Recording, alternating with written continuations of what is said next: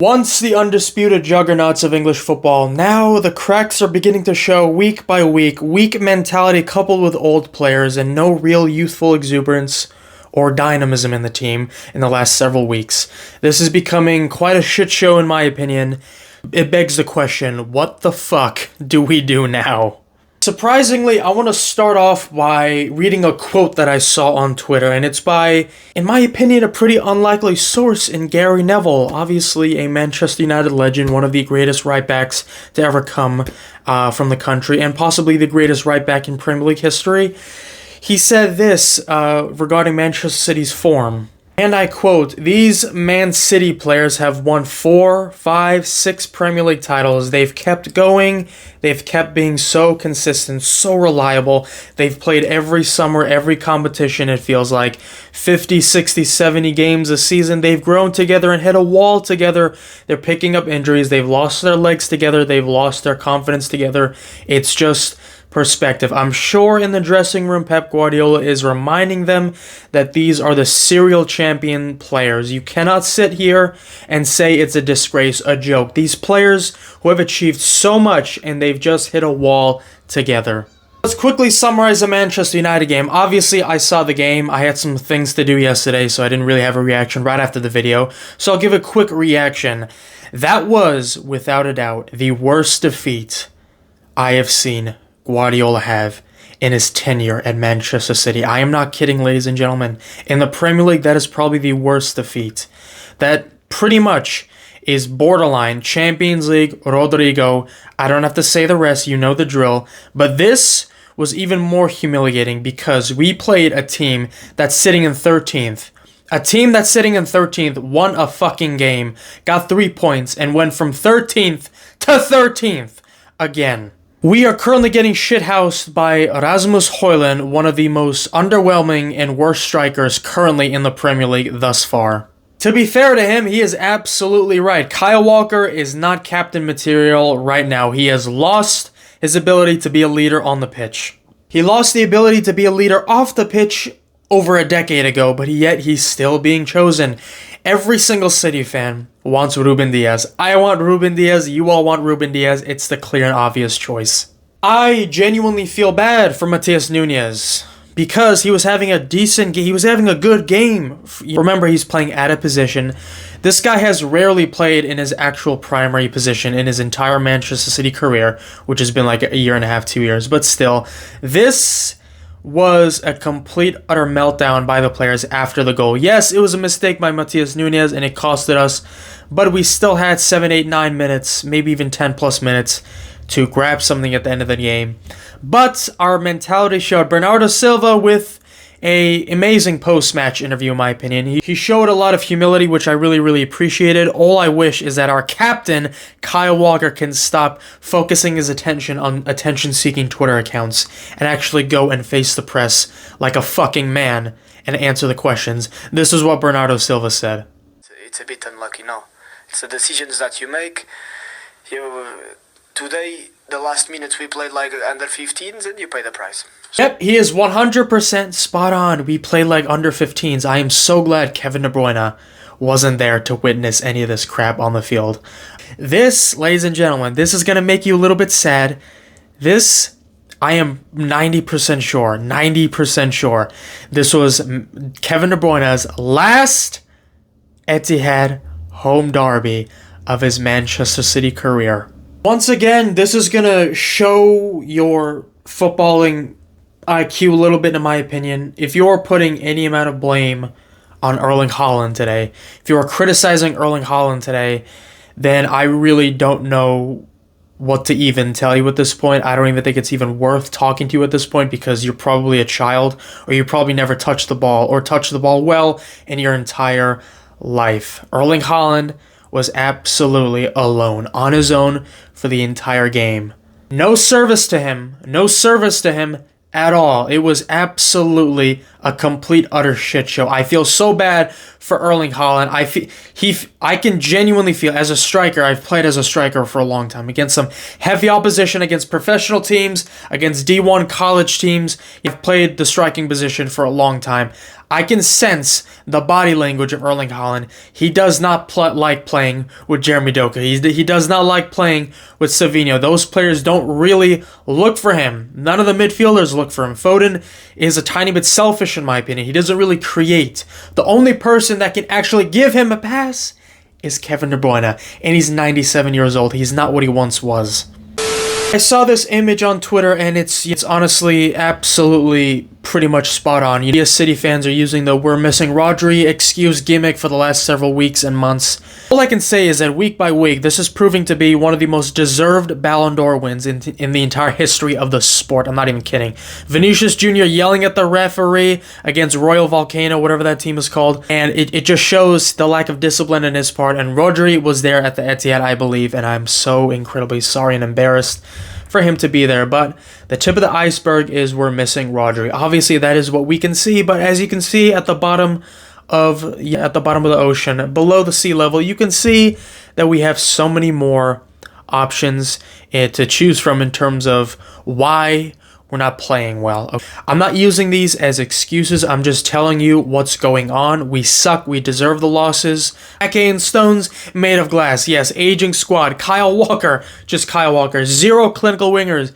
Yes, Jeremy Doku and Savinho are not clinical winners. Players exhausted with no backup. Yes, we have no backup.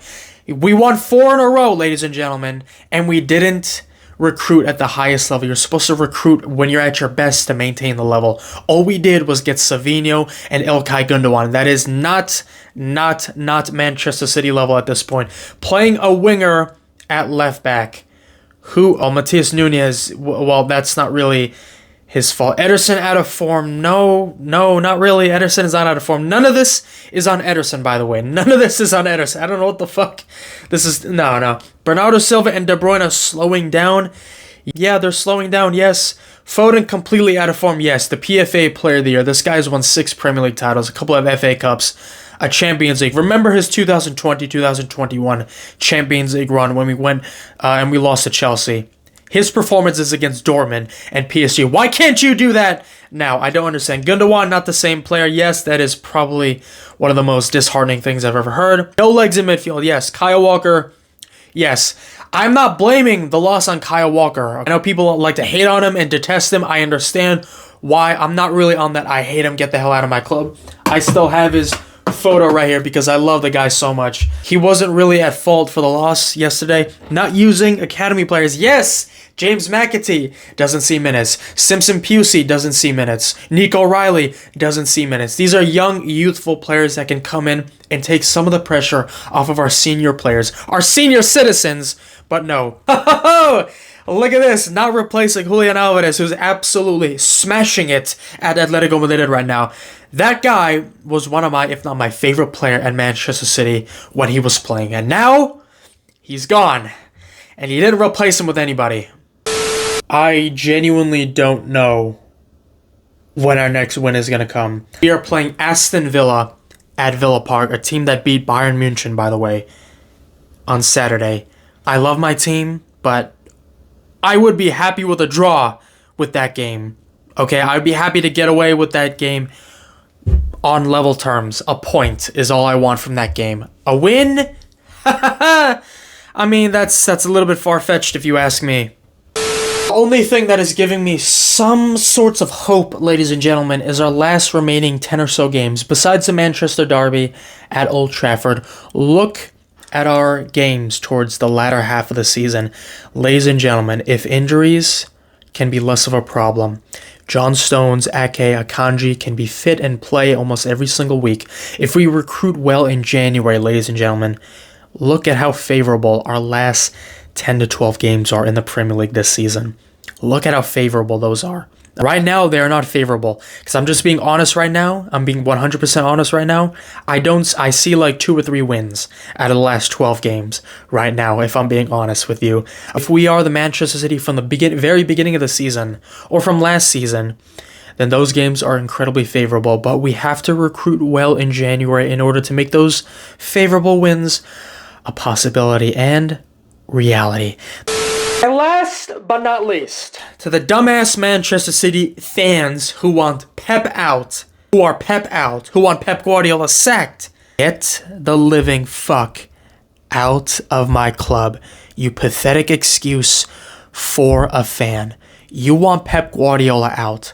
I take offense to this or not, I don't give a shit right now. Barcelona fans, Real Madrid fans, Chelsea fans, Liverpool, Manchester United, Bayern Munich, Juventus, all of these teams, the vast majority of fans that are around me right now who support these teams, you all started watching your teams when they were at the top.